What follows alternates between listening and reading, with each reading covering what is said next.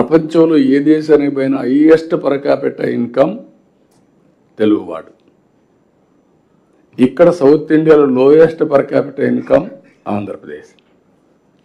Telangana highest per capital income in India. Because of bifurcation ఆ benefit అక్కడ వచ్చింది. ఇక్కడ మనకు వచ్చిన కొన్ని ఇబ్బందులు ఎన్నోసార్లు మాట్లాడుకున్నాం. బైఫర్కేషన్ ఒక యాంగిల్ అయితే, ఆ తర్వాత వచ్చినటువంటి 5 సంవత్సరాల పరిపాలన కొంత ఇంకా డిట్రియేట్ అయ్యాం. ఇప్పుడు దీంట్లో మీరు ఒకసారి చూసినప్పుడు నేను ఎప్పుడు వచ్చినప్పటి నుంచి కూడా నేను ఎప్పుడూ మాట్లాడేవాడిని. రాయలసీమలో ఫస్ట్ టైం డ్రిప్ ఇరిగేషన్ ప్రయోగించాం. ఈరోజు రాయలసీమలో ఆ డ్రిప్ ఇరిగేషన్ వల్ల హార్టికల్చర్ని ప్రమోట్ చేశాం. ఈ 2 డెడ్లీ కాంబినేషన్. ఎప్పుడైతే నీళ్లు లేని ప్రాంతంలో నీళ్లు ఇచ్చాం, నీళ్లు తక్కువ ఉన్నాయి, నీళ్లు తక్కువ ఉండే సమయంలో డ్రిప్ తీసుకొచ్చాం. 1 acre 2.5 acresకి ఇచ్చింది. నీళ్లు లేనప్పుడు పోలవరం ప్రాజెక్ట్ స్టార్ట్ అయింది. 5 ఏళ్ళు పడుతుంది, ఇప్పుడు 10 ఏళ్ళు పట్టింది. ఈ 5 సంవత్సరాలు ఏం చేయాలని ఆలోచించి 1 సంవత్సరంలో పట్టిసీమ పూర్తి చేసి, పట్టిసీమ నీళ్లు కృష్ణాకు తీసుకొచ్చి కృష్ణాలో వాడే నీళ్ళని సేవ్ చేసి శ్రీశైలం నుంచి రాయలసీమకి ఇచ్చాం. That is only single day. మీకు ఏ విధంగా వస్తాయో ఇంపాక్ట్ అనేది మీరు గుర్తుపెట్టుకోవాలి. ఈరోజు వర్షాలు పడ్డాయి. మొన్న 100 డేస్లో అంద్రే నీవా పూర్తి చేసి 738 కిలోమీటర్లు తీసుకుపోయి కుప్పానికి నీళ్ళు ఇచ్చాం. అక్కడ అన్ని చెరువులు నీళ్లు పెడుతున్నాం. ఈరోజు ఎంత ఆనందం అంటే ఈసారి వర్షాలు పడ్డాయి. 90% రిజర్వాయర్స్లో నీళ్లు ఉన్నాయి. అది 95 కూడా పోతుంది. నేను వాటర్ సెక్యూరిటీ మాట్లాడా. గోదావరిలో ఇప్పటికి కూడా కొన్ని వేల టీఎంసీ నీళ్లు సముద్రం లేకపోయినాయి. అదే సమయంలో కృష్ణాలో కొన్ని వందల టీఎంసీ, అవి కూడా వేలై ఉంటాయి. ఇప్పుడు కడాని ఎప్పుడూ పారున్నటువంటి పెన్నా కూడా ఫ్లడ్ వచ్చింది. ఇప్పుడు ఈరోజు మీరు చూస్తే సోమశిలకు నీళ్ళు ఇచ్చిన తర్వాత పెన్నా ఫుల్ అయ్యి సోమశిల పూర్తయి పెన్నా ద్వారా సముద్రంలోకి నీళ్లు పోయే పరిస్థితి వచ్చాయంటే పెన్నా రివైవ్ అయింది. కృష్ణా గోదావరి బ్రహ్మాండంగా వారుతున్నాయంటే దట్ ఈజ్ నథింగ్ బట్ వరుణదేవుడు కరుణించాడు, మనం సద్వినియోగం చేసుకున్నాం. మీకు ఎందుకు ఈ విషయం చెప్పానంటే అది కూడా వచ్చినప్పుడు డిస్కషన్ కోసం. ఒక ఎగ్జాంపుల్, ఒక పబ్లిక్ పాలసీ ద్వారా వీ కెన్ ట్రాన్స్ఫార్మ్ టోటలీ. ఇప్పుడు దేశంలో కల్లా మనం నెంబర్ 1లో ఉన్నాం అగ్రికల్చర్. చిన్న ప్రాబ్లమ్స్ ఉన్నాయి, ఆ సబ్జెక్ట్ చోటు నేను మాట్లాడతాను. అక్వా కల్చర్కి ప్రాధాన్యత ఇచ్చాం, వాణిజ్య పంటలకు ప్రాధాన్యత ఇచ్చాం. వాణిజ్య పంటల్లో కొన్ని సైకిల్స్ వస్తున్నాయి.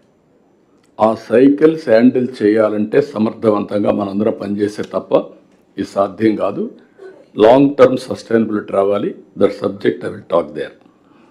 ఇక్కడికి వచ్చినప్పుడు ఫైనల్గా మీ అందరికీ 7 సబ్జెక్ట్స్ ఈరోజు తీసుకున్నప్పుడు crucial GSDP number 1.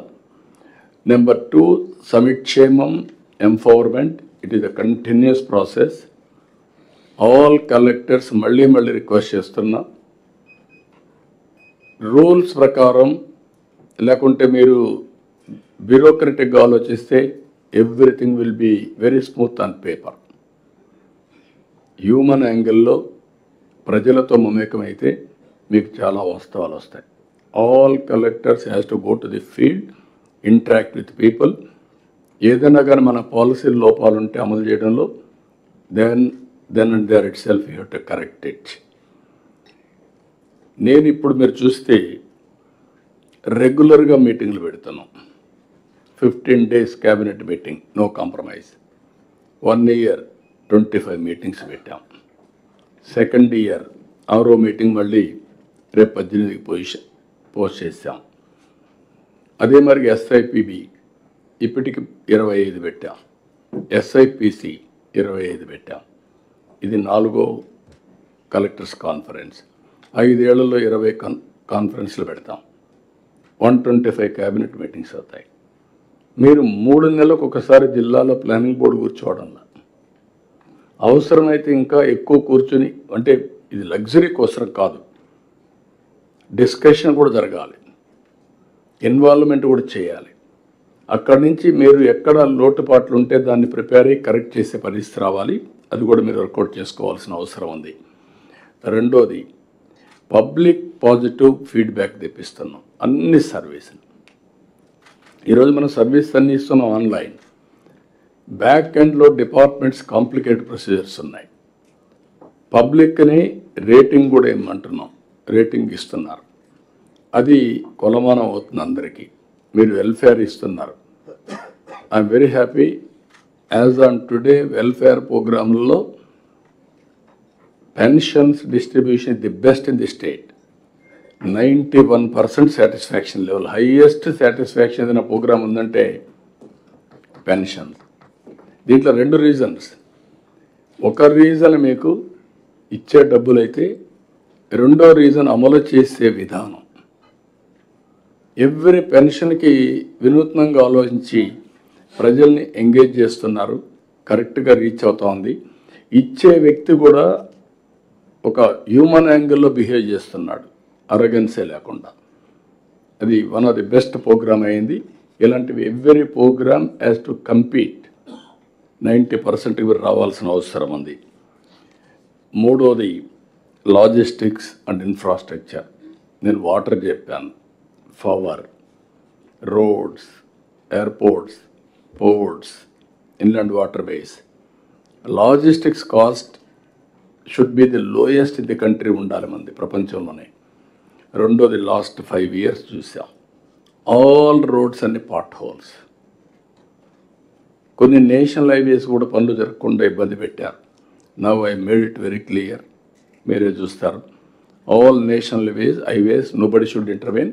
It is going on very well. మీరు ఇక్కడ కలెక్టర్స్, మీరు are having a role. Land acquisition ఇవన్నీ పర్ఫెక్ట్గా చేయాలి. స్టేట్ హైవేస్ కూడా పర్ఫెక్ట్గా తీసుకొస్తాం. ఆ విషయం కూడా గుర్తుపెట్టుకోండి. పార్ట్ హోల్ అనే మాట ఏ రోడ్డు మీద ఉండడానికి వీలు లేదు. Every roads over a period of time it must be perfect. National international స్టాండర్డ్స్కి వెళ్తాం. ఆ సబ్జెక్ట్ మనం డిస్కస్ చేస్తున్నాం. హెల్త్, ఎడ్యుకేషన్, సంజీవని ఇవన్నీ తీసుకొచ్చాం. ఎడ్యుకేషన్లో కూడా mega teachers day, parents teachers day పెట్టాం. వేరియస్ ఇన్నోవేటివ్స్ ఉన్నాయి. ఎక్కువ మనం హ్యూమన్ రిసోర్స్ డెవలప్మెంట్ పైన కాన్సన్ట్రేట్ చేయాల్సిన అవసరం ఉంది. దీనిపైన కూడా ఆల్ కలెక్టర్స్ ఆ సబ్జెక్ట్ వచ్చి మీరు ఒక ఐడియా వస్తుంది మీకు. Next, Swachh Bharat, Swachh Andhra Pradesh, circular economy, Panchayati Raj మిత్రులు పవన్ కళ్యాణ్ గారు, నారాయణ గారు, మున్సిపల్ అడ్మినిస్ట్రేషన్, ఆల్ డిపార్ట్మెంట్స్. ఈ సర్క్యులర్ ఎకానమీలో ఇండస్ట్రీ అందరూ భాగస్వాములు కావాలి. Net zero is our concept. Green ఎనర్జీకి వెళ్తాం. గ్రీన్ ఎనర్జీకి వెళ్ళినాక పొల్యూషన్ ఫ్రీ వచ్చే పరిస్థితి రావాలి. ఇక్కడే మన ఆర్టీజీఎస్ అవేర్ వ్యవస్థ తీసుకొచ్చారు. They are going to measure 42 parameters real time. అది కూడా మీకు ఎక్స్ప్లెయిన్ చేస్తారు. Data is available real time. మీ డేటా ఫైల్లో వస్తుంది. Artificial intelligence is available. Decision making కూడా అదే మరిగా ఉంటుంది. ఈ స్వచ్ఛ ఆంధ్రప్రదేశ్ వచ్చినప్పుడు మీకు ఆ కాన్సెప్ట్ అంతా వస్తే మీకు ఒక ఐడియా వస్తుంది. Will explain. IT and IT enabled సర్వీసెస్లో నెక్స్ట్ లెవెల్కి వెళ్తాం. నేను ఇప్పటికి కొన్ని టచ్ చేశాను. మళ్ళీ ఆ సబ్జెక్ట్ వచ్చేప్పుడు మీకు ఒక ఐడియా వస్తుంది. ఇది కాకుండా revenue receipts and revenue department and regulatory departments ఇక్కడ చాలా ఎఫెక్టివ్గా పనిచేయాల్సిన అవసరం ఉంది. రెవెన్యూ హిస్టారికల్, ఎందుకంటే మనందరికీ ఆస్తి అనేది ఫండమెంటల్ రైట్, రాజ్యాంగం ఇచ్చిన హక్కు. అలాంటి ఫండమెంటల్ రైట్ కూడా దెబ్బతీసే పరిస్థితి, మన ఆస్తి వేరేవాడు రాసేసుకునే పరిస్థితి, లేకుంటే ఈ ఆస్తి ఇష్టం లేకపోతే గవర్నమెంట్ ఆస్తిని రికార్డు మార్చేసే పరిస్థితి. ఎంత గందరగోళం నా జీవితంలో ఎప్పుడూ చూడలేదు. చాలాసార్లు మీకు చెప్పాను. రెవెన్యూ మినిస్టర్కి క్యాబినెట్ సబ్ కమిటీ వేసాం. CCLA అండ్ రెవెన్యూ సెక్రటరీ గారు she's doing good work, but you have to take to the logical conclusion, then only I will appreciate you. Zero problems వచ్చినప్పుడే అప్రిషియేట్ చేస్తాను. ఎందుకు మీతో చెప్తున్నానంటే, ఒక ప్రోగ్రామ్ ఇచ్చాం, ఒక టైం బౌండ్ ప్రోగ్రామ్ ప్రకారం దే విల్ ఎక్స్ప్లెయిన్. ఆ రోజుటి నుంచి ఎక్కడికక్కడ మనం ట్యాంపర్ ప్రూఫ్తో ప్రతి ఒక్కరు ఆస్తి వాళ్ళకి ఇచ్చే పరిస్థితి రావాలి. దానికి కావాల్సినటువంటి ఇవన్నీ కూడా ఏమి ఉన్నాయో అవన్నీ ఎక్స్ప్లెయిన్ చేస్తారు.